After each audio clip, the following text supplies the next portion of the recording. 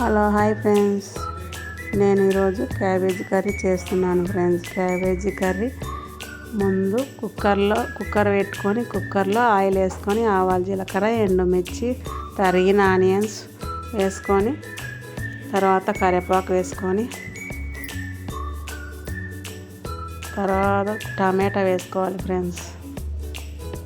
టమాటా బాగా మగ్గాలి ఫ్రెండ్స్. నాకు అల్లం వెల్లుల్లి పేస్ట్ బాగా పచ్చివాసన అయినంత వరకు బాగా కలుపుకోవాలి ఫ్రెండ్స్.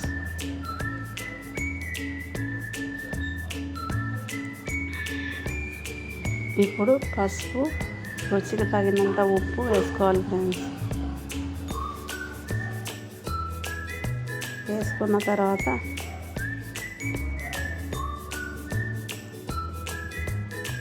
బాగా కలుపుకోవాలి ఫ్రెండ్స్.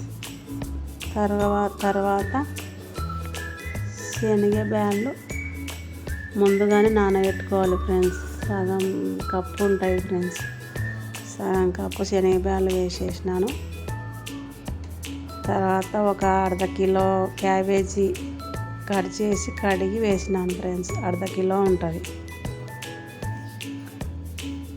అంతా వేసేసినాక రుచికి తగినంత కారం, ధనియాల పొడి, కొబ్బరి పొడి వేసేసుకొని తగినంత వాటర్ వేసుకోవాలి ఫ్రెండ్స్.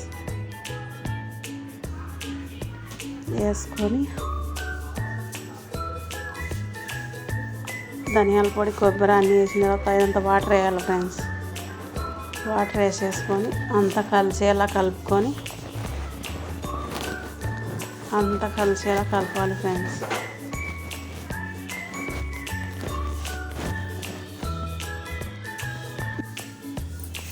తర్వాత కుక్కర్ మూత పెట్టాలి ఫ్రెండ్స్.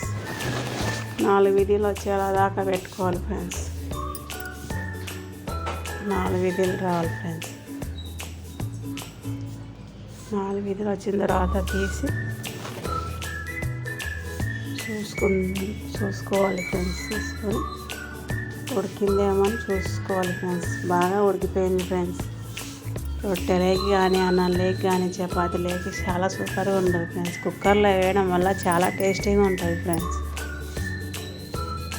నచ్చితే లైక్ చేయండి ఫ్రెండ్స్. శనగపప్పు కూడా బాగా ఉడికిపోయింది ఫ్రెండ్స్. ఇంకా ఇప్పుడు కొత్తిమీర, కరివేపాకు వేసుకుంటే క్యాబేజీ కర్రీ రెడీ ఫ్రెండ్స్. నచ్చితే లైక్ చేయండి ఫ్రెండ్స్. Bye bye.